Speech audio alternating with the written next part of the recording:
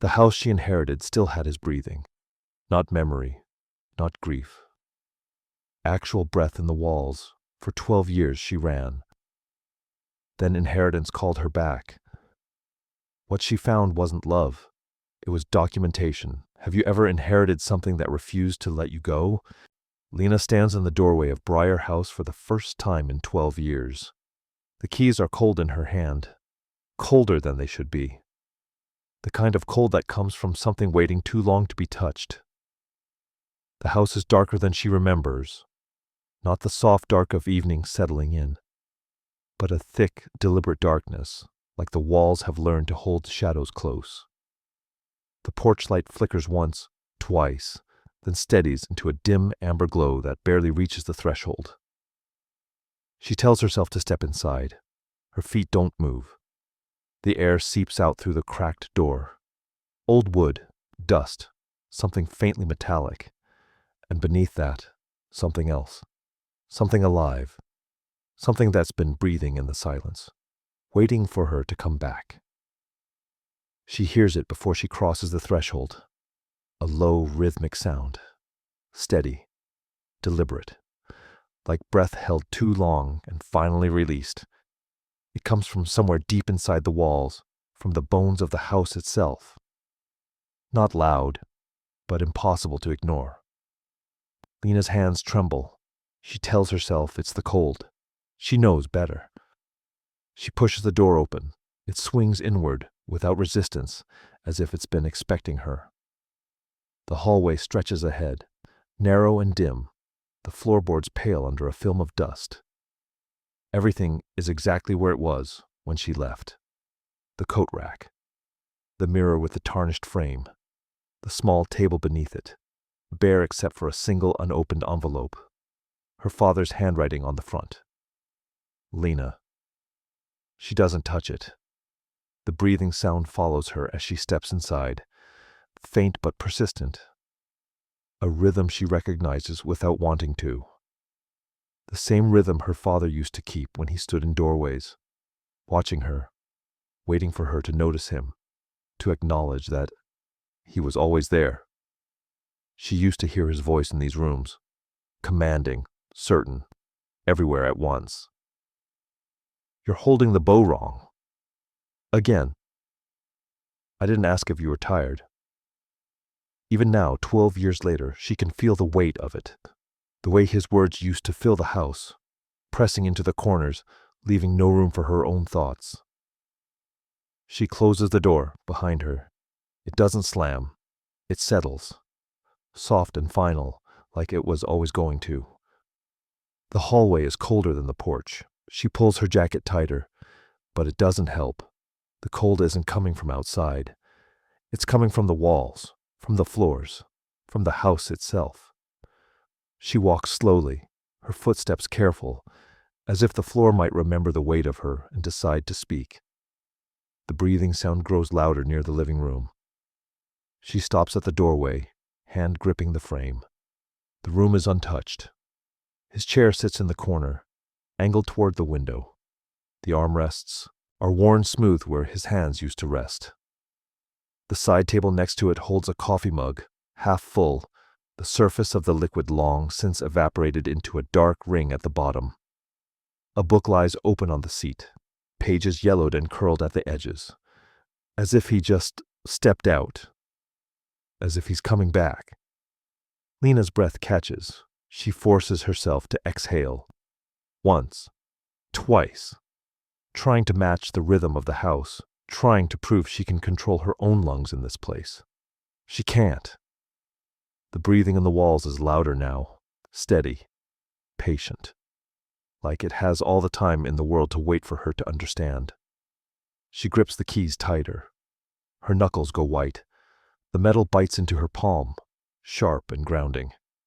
She focuses on the pain, on the realness of it, on the fact that she's here, standing, breathing her own breath, not his.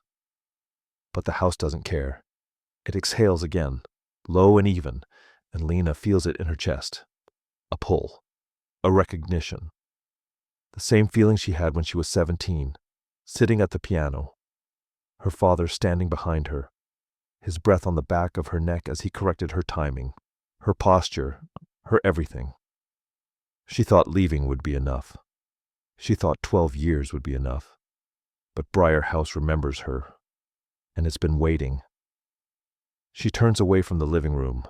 The hallway stretches ahead, leading deeper into the house, toward the kitchen, toward the stairs, toward the basement, toward whatever's breathing in the dark.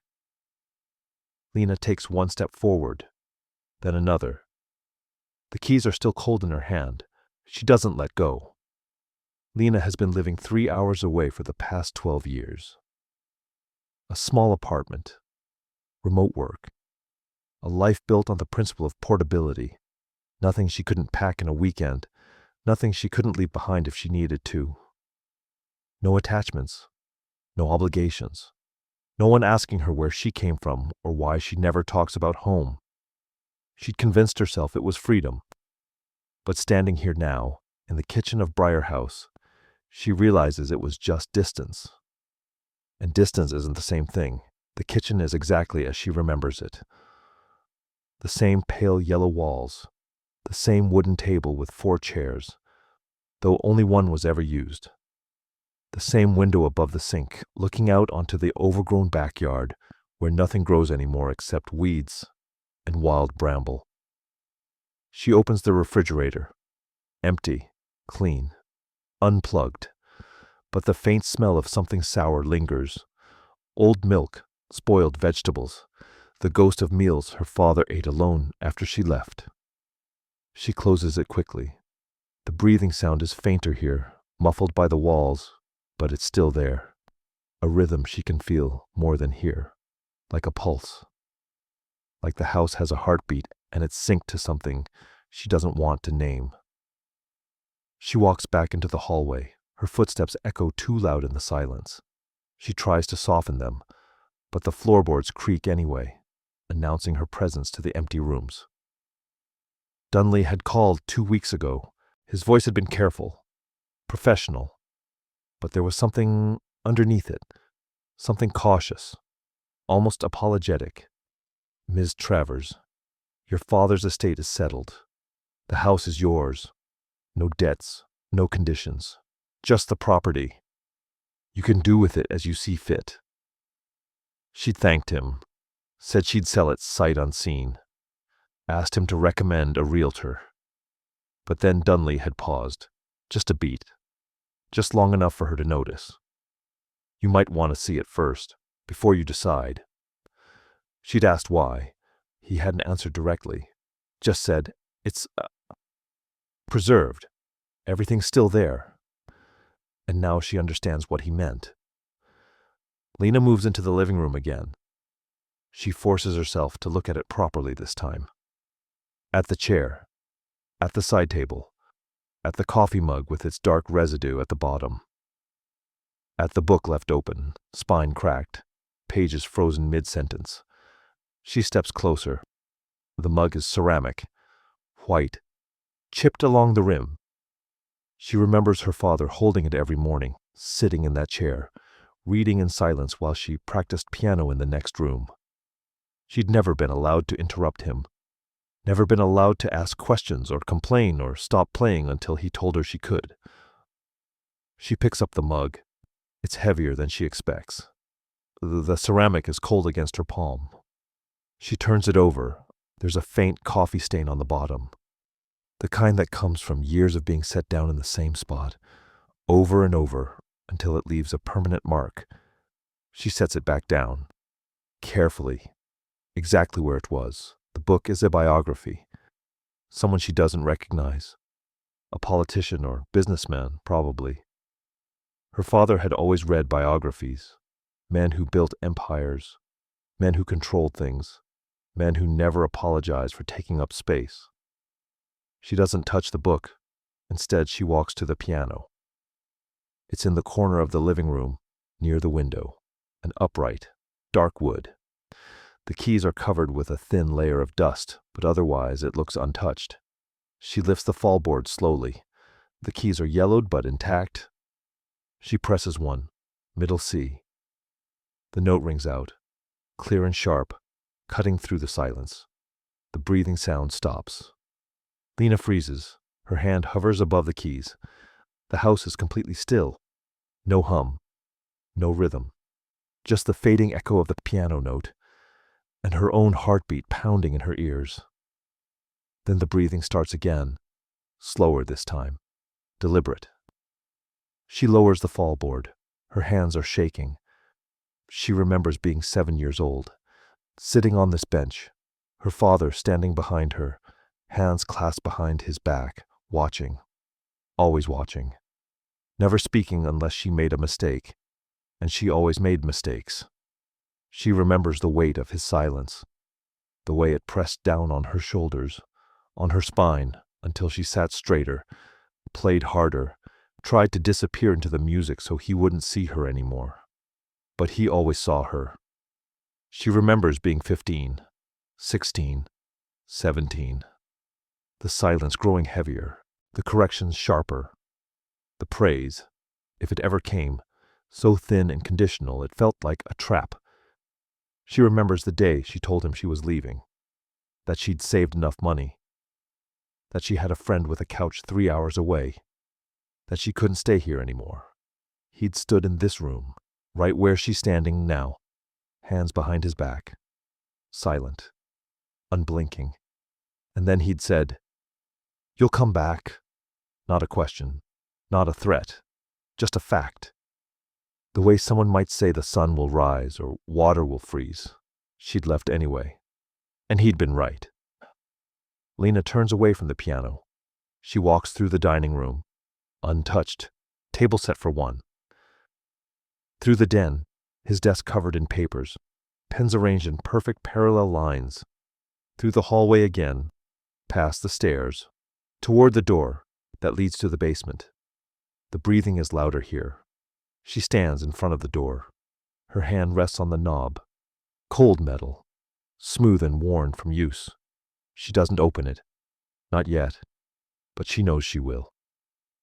The house exhales, low and steady, waiting. Lena steps back. She tells herself she'll come back tomorrow, that she needs air, that she needs space. But she doesn't leave. She stands in the hallway, keys still gripped tight in her hand, and listens to the house breathe. Lena opens the basement door. The breathing sound is unmistakable now. Rhythmic, mechanical, deliberate. Not breath at all, but something designed to sound like it. She stands at the top of the stairs, looking down into the dark. There's no light switch on this side of the door. She remembers that. She remembers her father telling her the basement was off limits, that it was his workspace, that she had no reason to go down there. She'd never questioned it. Now she understands why. The air rising from below is cold, colder than the rest of the house. It moves against her face like something alive, something reaching up to pull her down. She takes the first step. The staircase is narrow, wooden. The handrail is rough under her palm, splintered in places where the varnish has worn away. She keeps her hand on the wall instead, trailing her fingers along the plaster as she descends. The breathing grows louder with each step. By the time she reaches the bottom, it's everywhere.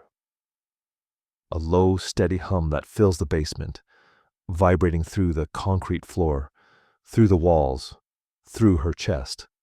She finds the light, a single bulb hanging from the ceiling. She pulls the chain. The basement floods with harsh yellow light. It's smaller than she expected. Unfinished. Concrete walls, exposed pipes running along the ceiling. A metal shelving unit against one wall, half empty, holding paint cans and tools and boxes labeled in her father's precise handwriting. And in the corner, mounted to the wall, an old ventilation system. Industrial. Oversized for a house this size. A large metal box with intake and exhaust vents connected to ductwork that snakes up through the ceiling and into the walls. Above.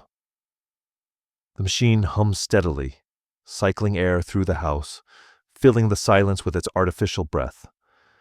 Lena stares at it.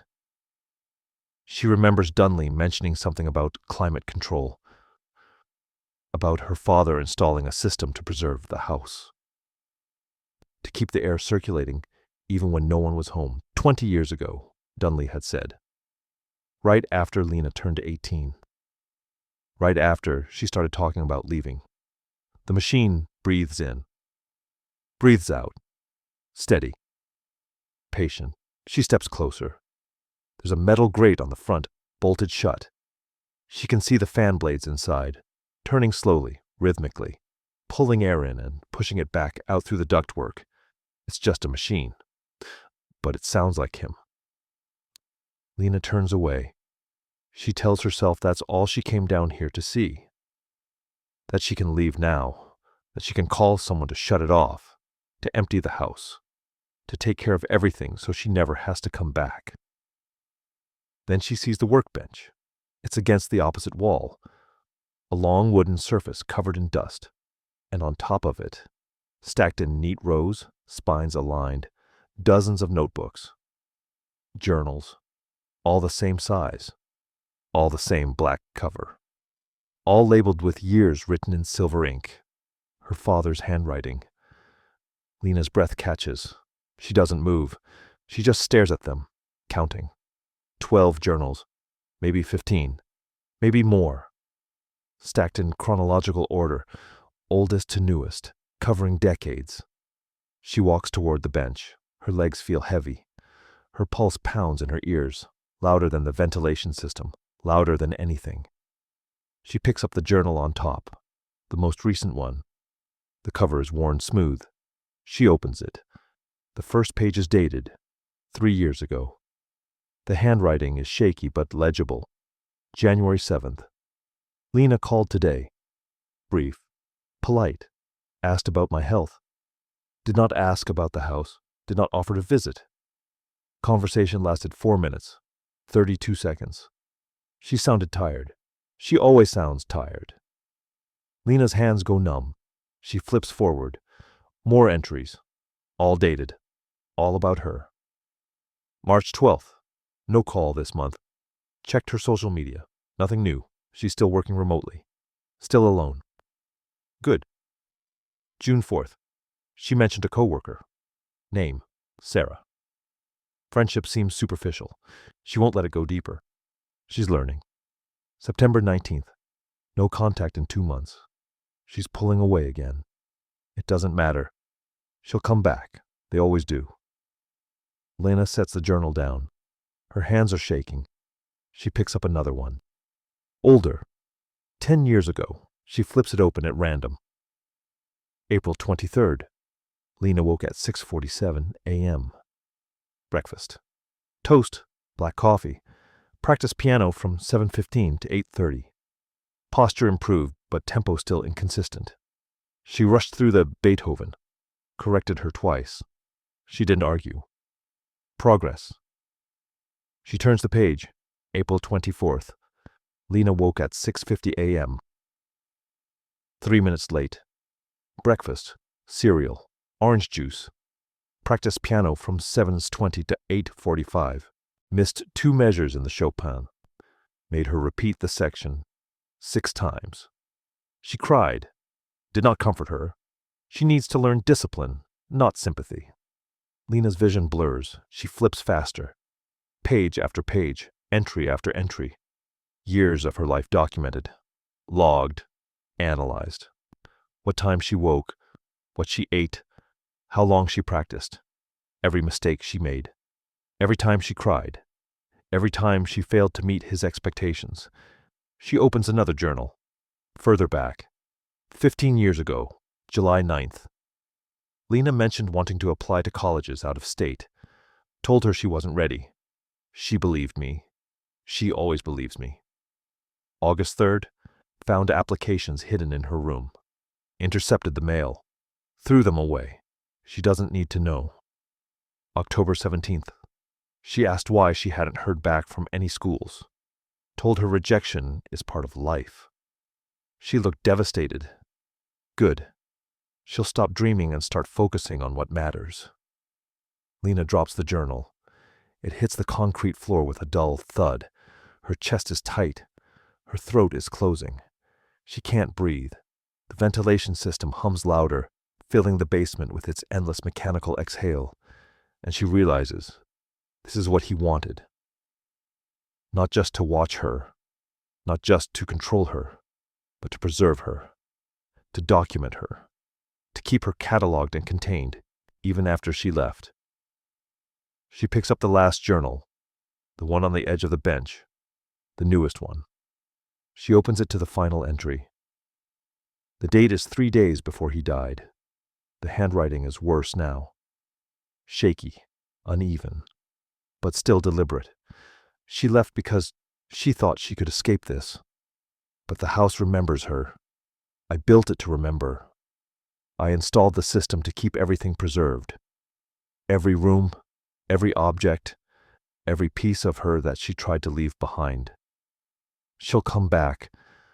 She'll stand in these rooms and realize she never really left. And when she does, she'll understand. Inheritance isn't what I leave her.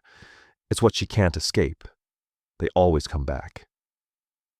Lena closes the journal slowly. Her hands are steady now. Cold. Numb. She looks at the ventilation system, at the machine her father installed 20 years ago, at the lungs he built for this house so it could keep breathing after he was gone. She sets the journal down. She doesn't put it back in order. She turns and walks toward the stairs. The machine hums behind her, steady, relentless. She doesn't look back. Lena doesn't climb the stairs. She turns back to the workbench, to the journals, to the years of her life stacked in black notebooks, waiting to explain everything she never understood. She picks up a journal from the middle of the stack. Older, 15 years ago, when she was 16. She opens it. The pages are thin, yellowed at the edges. The ink has bled slightly in places, as if he'd written some entries quickly, urgently, afraid he might forget. September 12th. Lena asked about applying to colleges. Out of state. California, she said, or maybe Oregon, somewhere far. I smiled, told her we'd look into it together. She believed me. Lena's throat tightens. September 28th. She's been researching schools. I found pamphlets hidden in her desk drawer. MIT, Stanford, Berkeley. She wants to study music. Thinks she's good enough. I haven't told her otherwise. Not yet. October 3rd. She asked me to help her with application essays. I agreed. Told her I'd proofread them. She thanked me. She still trusts me. Good. Lena flips forward. Her hands are shaking again. November 19th. Applications submitted. 6 schools. All out of state. All expensive. All designed to take her as far from here as possible. She thinks she's leaving. She thinks this is the beginning of something. It's the beginning of a lesson. The ventilation system hums louder. A low, vibrating growl that fills the basement presses against her ribs. Lena keeps reading. March 4th. Acceptances should be arriving soon. I've been monitoring the mail. Nothing yet. March 10th. First letter arrived. MIT. Acceptance. Full scholarship. I opened it in my office, read it 3 times. Then I burned it. She'll never know. Lena stops breathing. She reads the entry again, then again. The words don't change. I burned it. Her vision blurs.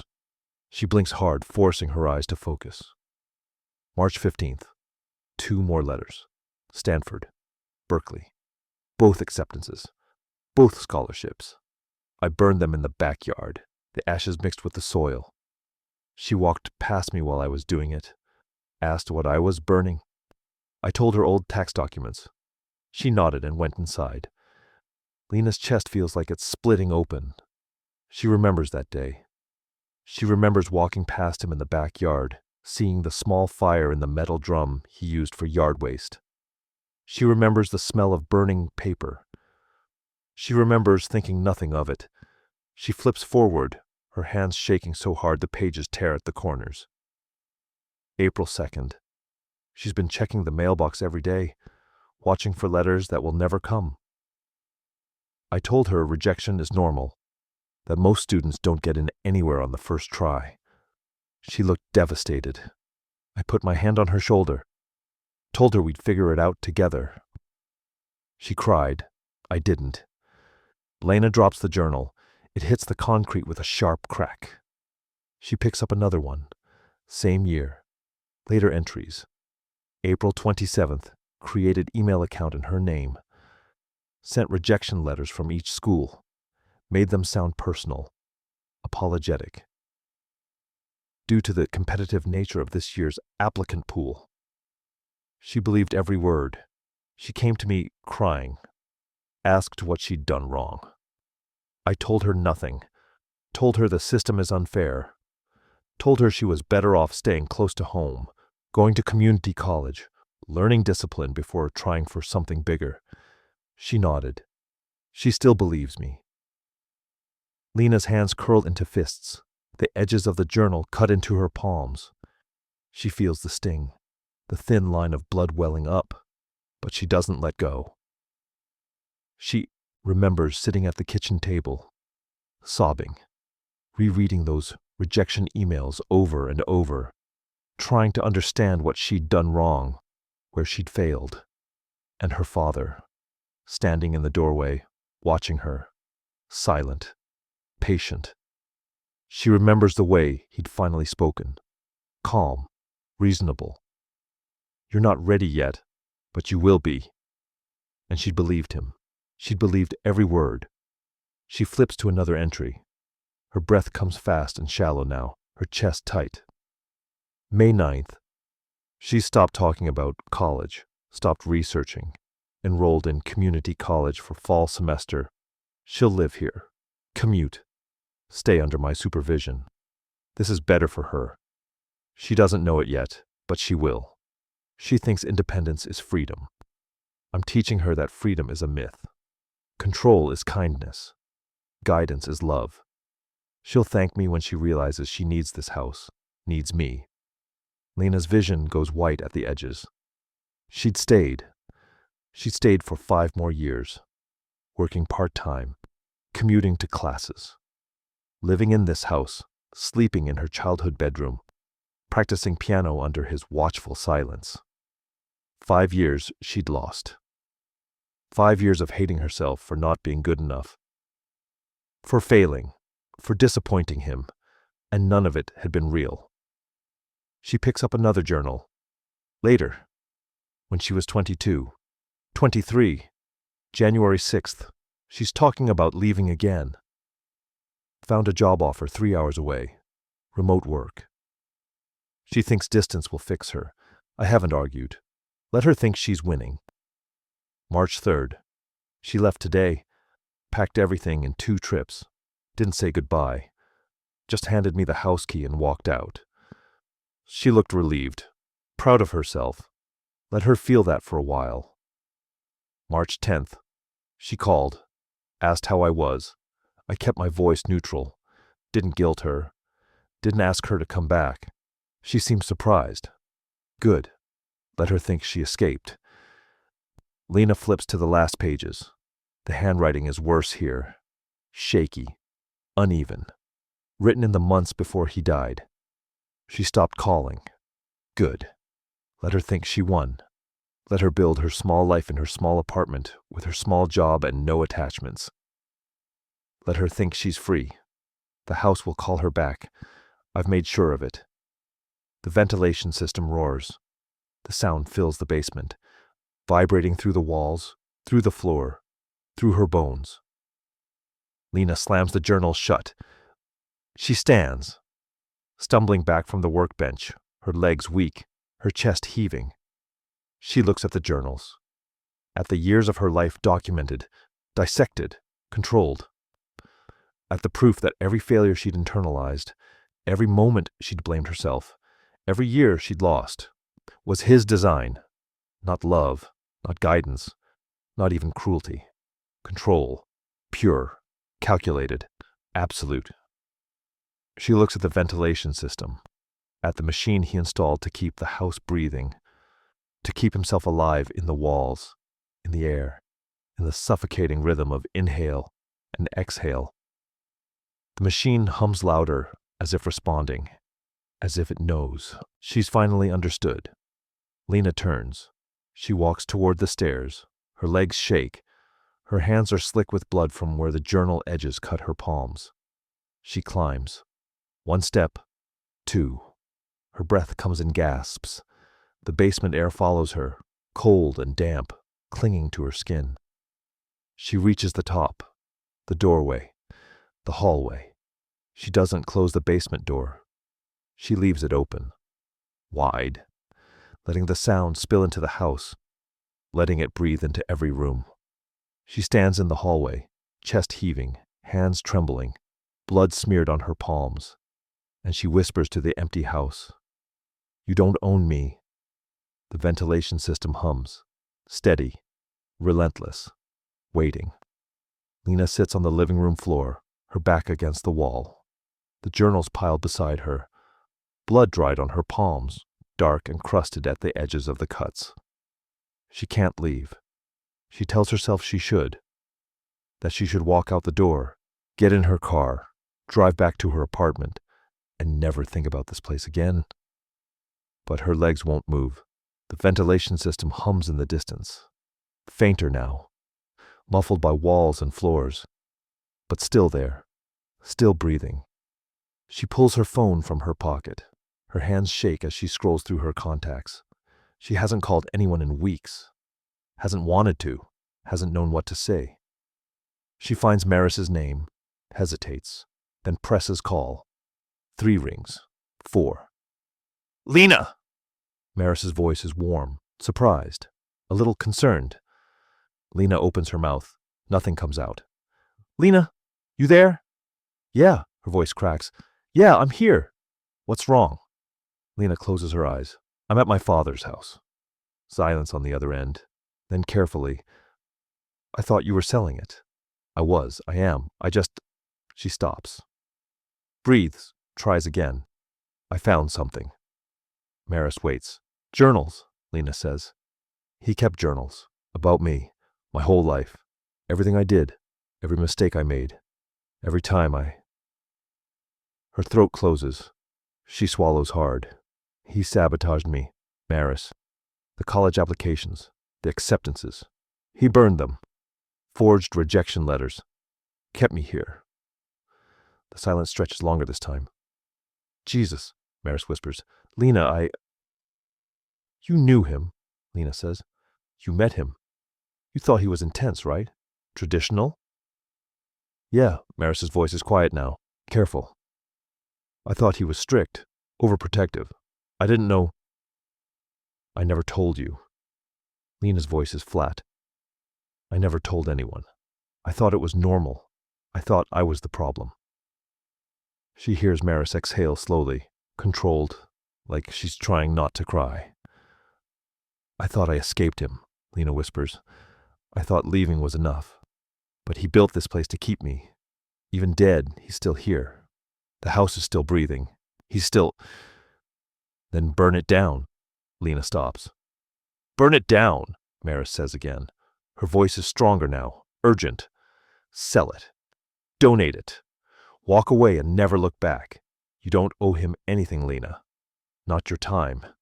Not your grief. Nothing." Lena presses the phone harder against her ear. The floor is cold beneath her. The house is silent except for the distant hum of the ventilation system. "I can't," she says. "Not yet." "Why not?" "Because I need to understand why." Her voice breaks. Why he needed me trapped. Why he couldn't just let me go. Why the house still breathes.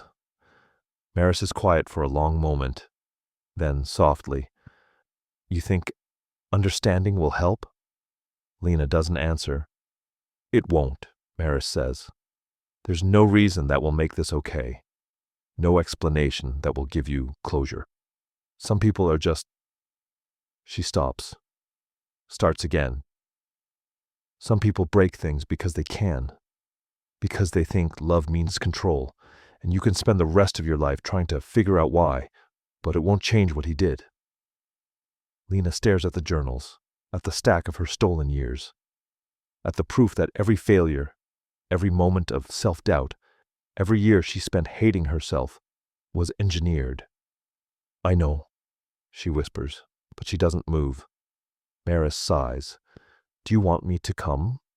I can be there in 5 hours. We can pack up the house together. Or just leave it. Whatever you need. No. Lena's voice is soft. I need to do this alone. Lena, I'll call you tomorrow. I promise. She hangs up before Maris can argue. The house settles into silence. The ventilation system breathes. In. Out. Steady. Relentless. Lena sets the phone down. She picks up the last journal. The one she hasn't opened yet. The one from his final year. The cover is more worn than the others. The edges frayed. The binding cracked. She opens it. The handwriting is worse here. Shaky. Looping. Some entries trail off mid-sentence, as if he'd forgotten what he was writing. June 3rd. Lena hasn't called in 2 months. Checked her social media. Nothing. She's disappearing. Good. Let her think she's free. July 9th. The house is quiet without her. Too quiet. I installed the ventilation system to keep the air moving, to keep the house alive. But it's not enough. The house needs her. August 14th. I am the house. The house is memory. Memory is permanence. She will inherit all of it. She has no choice. Lena's hands go numb. She flips forward. The entries grow shorter. More fragmented. September 27th. She called. Brief. Asked about my health. I told her I was fine. She sounded relieved. She wants me to die. October 10th. I'm not afraid of dying. Death is just transition. The house will remain. The journals will remain. She will come back and she will read them and she will understand. November 3rd. She will inherit the house.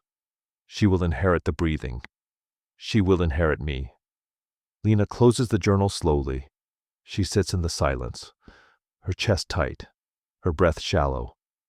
She thinks about inheritance, about what it means to receive something you never asked for, something that weighs you down, that follows you, that breathes in your walls long after the giver is gone.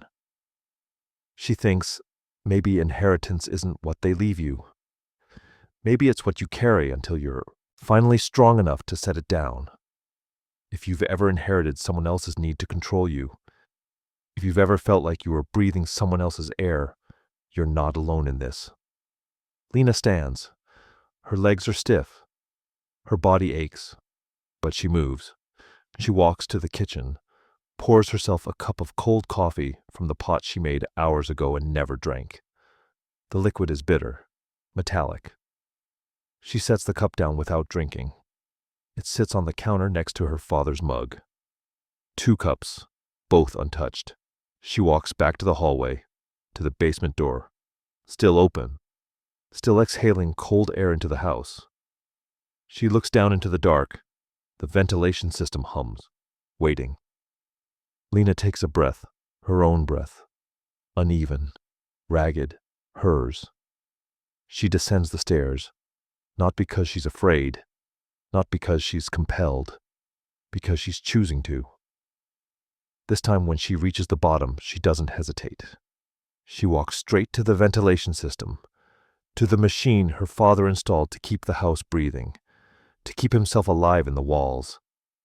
She stands in front of it, listening, watching the fan blades turn inside the metal grate.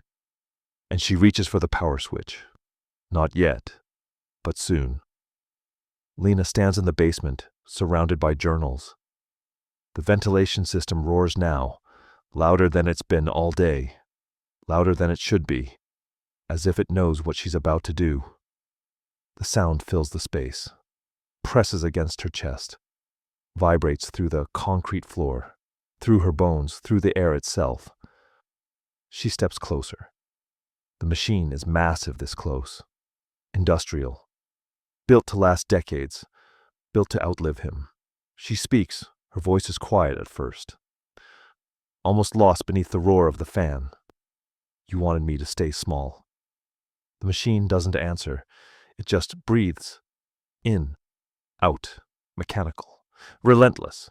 You wanted me to need you, she says louder now, to think I couldn't survive without your guidance, your corrections, your control. She stands directly in front of the ventilation system. The metal grate is bolted shut. She can see the fan blades inside, spinning fast, pulling air in and pushing it back out through the ductwork. She reaches for the grate. Her hands are steady now. No trembling, no hesitation. She pulls. The bolts are old, rusted, but they give. 1, 2, 3.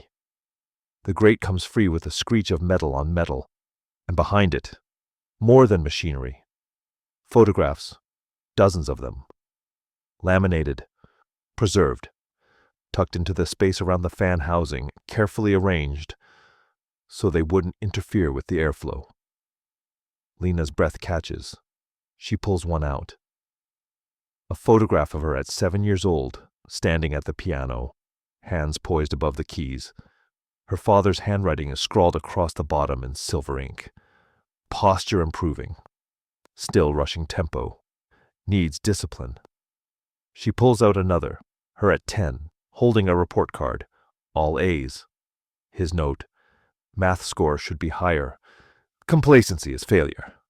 Another. Her at 13, smiling at a recital. His note. Smiled too much. Performance is not entertainment. It is precision. She pulls them out one by one, each photograph meticulously laminated, each achievement annotated with critique, each smile catalogued with correction. There are dozens, maybe more, her entire childhood preserved inside the breathing machine, curated, archived, displayed for no one but him. Lena's hands shake now, not with fear, with something else, something colder. She realizes. He didn't love her. He curated her, like an exhibit, like a project, like something that existed only to validate his own existence, his own control. She wasn't his daughter. She was his proof that he could shape something, mold it, keep it exactly where he wanted it. And when she left, when she broke free, he'd built this machine to keep her preserved anyway, to keep breathing life into the memory of the girl he'd tried to create. Lena pulls the photographs out faster now, lets them fall to the concrete floor. They scatter, some face up, some face down, all of them laminated, all of them marked with his handwriting. You don't own this anymore, she says. Her voice is calm, steady, devastating. You don't own me. She reaches past the photographs, past the fan housing, to the back of the machine where the wiring runs into the wall. She finds the power switch. It's old, heavy, the kind that requires deliberate force to move. She grips it. Her hand is steady. Her shoulders are back. Her spine straight. She looks at the machine, at the breathing lungs her father built for this house, at the mechanical heart he installed to keep his presence alive. And she speaks one last time. I'm not your project. I'm not your failure. I'm not yours. She pulls the switch. The machine shudders. The fan blades slow. The roar drops to a hum, then a whisper, then nothing. Silence. Complete. Overwhelming. Profound. The basement goes still. The air stops moving. The vibration in the walls, in the floor, in her chest, stops. For the first time in 38 years, Briar House is quiet. Lena exhales. The sound of her own breath is loud in the silence. Too loud. She can hear every inhale, every exhale, every beat of her heart. She stands in the stillness, her hands at her sides, her shoulders loose, her chest rising and falling in her own rhythm, not his. The photographs lie scattered on the floor around her feet, faces staring up at her, moments from a life she doesn't recognize anymore. A girl who believed she was failing, A girl who thought she wasn't good enough. She steps over them, leaves them where they fell. She walks to the workbench, to the journals. She picks up the stack, all of them.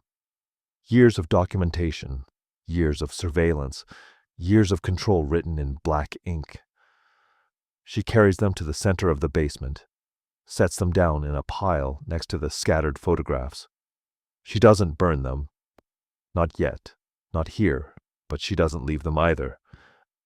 She turns, walks to the stairs, climbs, one step at a time, slow, deliberate.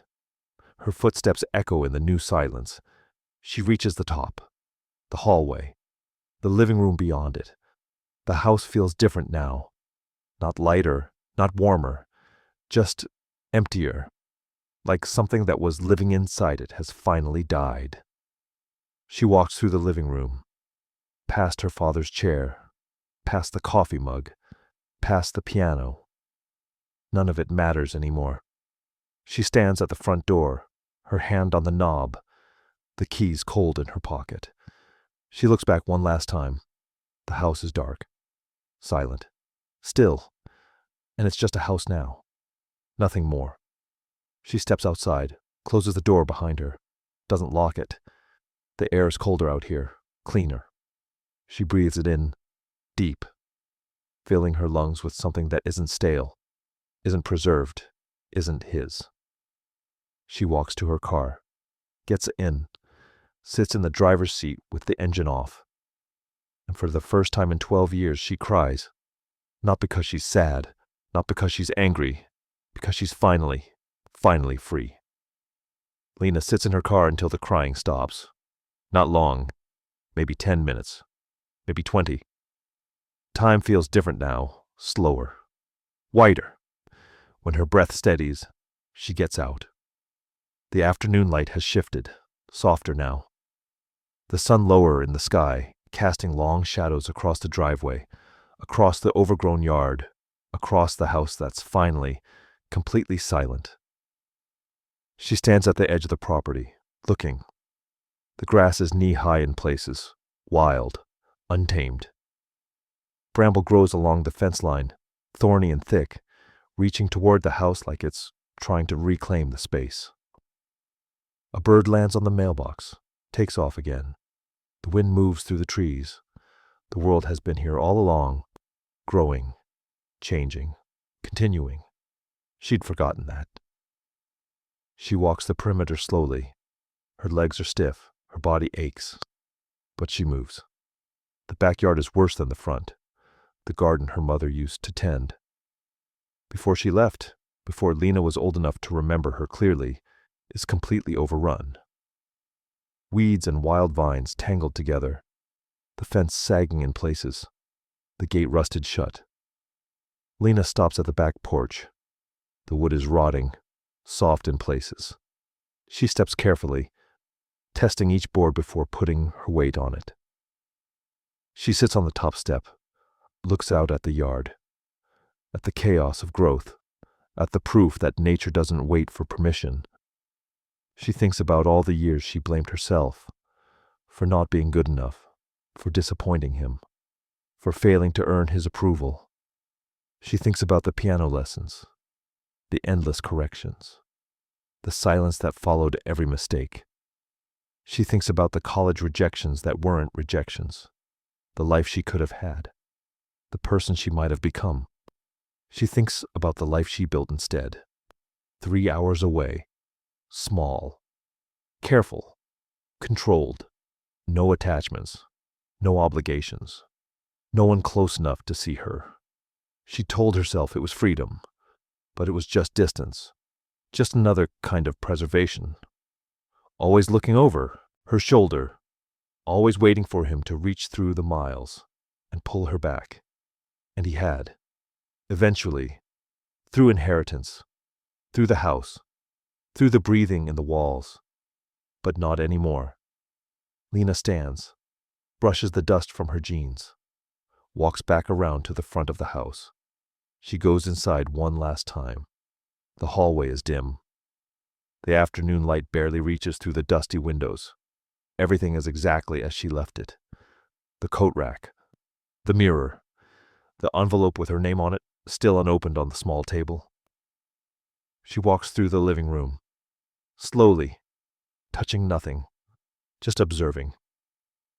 Oren's chair sits in the corner, empty. The armrests worn smooth. The book still open on the seat. The coffee mug still on the side table, residue dried at the bottom.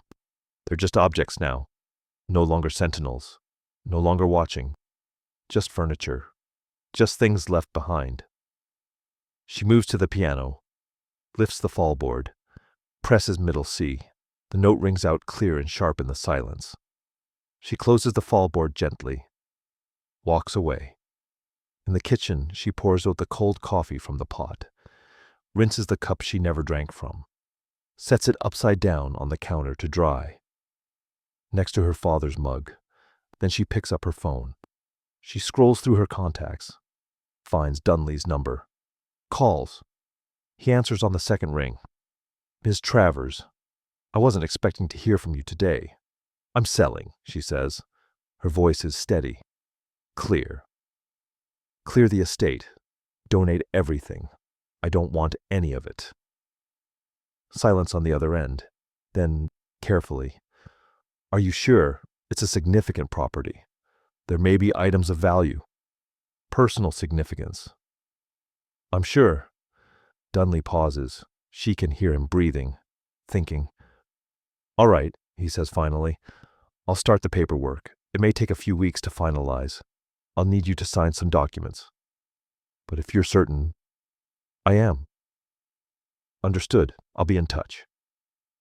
She hangs up. The house is quiet around her. No breathing, no hum. Just the soft creak of old wood settling, the faint whistle of wind through a crack in the window. She walks back to the hallway, to the small table, to the envelope with her name on it. She picks it up, turns it over in her hands. The paper is thick, expensive, his handwriting precise. She sets it back down, unopened. Whatever he wanted to say, whatever final message he left, she doesn't need it. She already knows everything she needs to know. She walks to the kitchen, takes the keys from her pocket, sets them on the counter next to the drying coffee cups. She doesn't need them anymore. The house isn't hers, not really, not in any way that matters. She walks to the front door, steps outside, pulls it closed behind her, doesn't lock it. The evening air is cool, clean.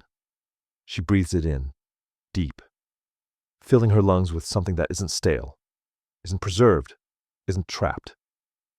She walks to her car, gets in, starts the engine. For a moment, she just sits there, hands on the wheel, engine idling, looking at the house through the windshield. Briar House. Dark, silent. Still, just a house.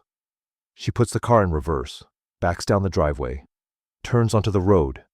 In the rearview mirror, the house grows smaller. The windows dark, the porch empty, the breathing gone. She drives. 1 mile, 2, 5. The landscape changes. Suburban streets give way to open road. Trees line the highway. The sun dips lower, painting the sky in shades of amber and rose. Lena keeps driving. She doesn't know where she's going yet. Back to her apartment, probably. Back to her small life. But it won't be the same anymore. She's lighter now, emptier, unmoored without the weight she's been carrying. It's strange, disorienting, but it's hers. She rolls down the window, lets the wind fill the car, lets it blow through her hair, against her face, into her lungs. She breathes, her own breath, uneven, ragged, free. And for the first time in 38 years, she doesn't feel like she's running. She feels like she's leaving. There's a difference. 6 months later, Lena receives a letter. Not email, not text. A physical letter in a cream-colored envelope with careful handwriting on the front. She opens it standing at her kitchen counter. Morning light streams through the window. The apartment is small, 1 bedroom, but it has good light. High ceilings, windows that open. The letter is from a family. The Carters. They bought Briar House. They're renovating it. New floors, fresh paint. They're turning the basement into a playroom for their daughter. They're writing because they found something. An old photograph tucked behind a loose board in the living room. A woman at a piano, young, smiling. They assume it's Lena. They want to know if she has any memories of the house she'd like to share. Any stories. Anything they should know. Lena sets the letter down, looks out the window. She thinks for a long time. Then she picks up a pen. Dear Mr. and Mrs. Carter, it was my father's house. I hope you make it yours. Lena, she folds the letter, seals it, sets it by the door to mail later. She doesn't tell them about the journals, the ventilation system, the years of surveillance, the breathing in the walls. They don't need to inherit that. Lena pours herself coffee. Real coffee. Fresh. She drinks it standing at the window, looking down at the street below. The city is different here. Bigger. Louder. But she likes it. Likes the anonymity. Likes the way no one knows her father. No one asks about where she's from or why she left. She's been seeing a therapist. Once a week. Sometimes twice when it's hard. It's hard a lot. But she goes anyway. She's learning things. About control. About inheritance. About the way trauma doesn't end when the person who caused it dies. It just changes shape. Becomes something you carry instead of something that's done to you. She's learning that healing isn't linear. That some days she wakes up feeling light and free. And other days she wakes up feeling like she's still in that basement, surrounded by journals, listening to the breathing in the walls. Her therapist says that's normal. That recovery is progress, not perfection. Lena is trying to believe her. She's reconnected with Maris. They talk on the phone every few weeks, sometimes more. Maris came to visit last month, stayed for a weekend. They didn't talk about the house much. Didn't need to. Mostly they just existed together. Watched movies, cooked dinner, laughed about things that weren't heavy. It felt good. Strange, but good. Lena is trying to let people in. Slowly. Carefully. She's joined a book club. Talks to her neighbors. Goes to coffee with a coworker sometimes. Small steps. But forward. Some nights, she still wakes thinking she hears breathing. A low, rhythmic sound. Steady. Persistent. The first time it happened, she'd panicked. Sat up in bed, chest tight, hands shaking, convinced the house had followed her, that the ventilation system had somehow installed itself in her walls, that she'd never really escaped, but it was just the radiator. Old pipes knocking, steam hissing through metal. Other nights it's the wind, or the neighbor's HVAC unit cycling on, or her own breath, loud in the silence of a room that's too quiet. She's learning the difference now between memory and haunting. Memory is something you carry. You choose when to look at it, when to set it down, when to let it inform you without defining you. Haunting is something that carries you, that moves you without your permission, that breathes in your walls whether you want it to or not. She's done being haunted. Lena finishes her coffee, rinses the cup, sets it in the dish rack to dry. She pulls on a jacket, grabs her keys, new keys, to a new lock, to a new life. Outside the morning is cool. The sun is just rising, painting the sky in soft shades of pink and gold. The air smells like rain and pavement and someone's toast burning 3 floors up. She walks to the small patch of ground behind her building. It's not much. A narrow strip of dirt between the apartment and the fence. But the landlord said she could use it if she wanted. She wanted. Last month she planted a garden. Herbs. Flowers. Things that grow without permission. Mint and lavender and wildflowers that don't need much care. She waters them now, kneeling in the dirt, hands in the soil, cool and damp and alive. The mint is doing well. The lavender is struggling a little. The wildflowers are thriving. She doesn't correct them, doesn't prune or shape or control their growth. She just lets them be. She sits back on her heels, wipes her hands on her jeans, looks at the small patch of green she's created. It's not perfect. Some plants are taller than others. Some are leaning toward the sun in odd angles. Some haven't bloomed yet, but it's growing, and it's hers. She breathes, deep, slow, filling her lungs with morning air. With the smell of earth and mint and something green and alive. Her breath is uneven, a little ragged, but hers. She thinks about inheritance, about what it means to receive something you never asked for, about the difference between what people leave you and what you choose to keep. Her father left her a house, journals, years of documentation, a machine that breathed for him after he died. But she didn't keep any of it. What she kept was the lesson, not the one he tried to teach her, not the one about control and discipline and need, the one she learned in spite of him. That inheritance isn't what they leave you, it's what you finally let go.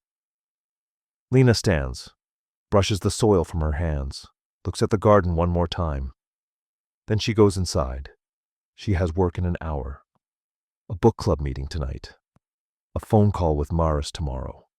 A life that's small, intentional. Hers. She locks the door behind her, not to keep the world out, not to keep herself in, just because that's what you do when you leave.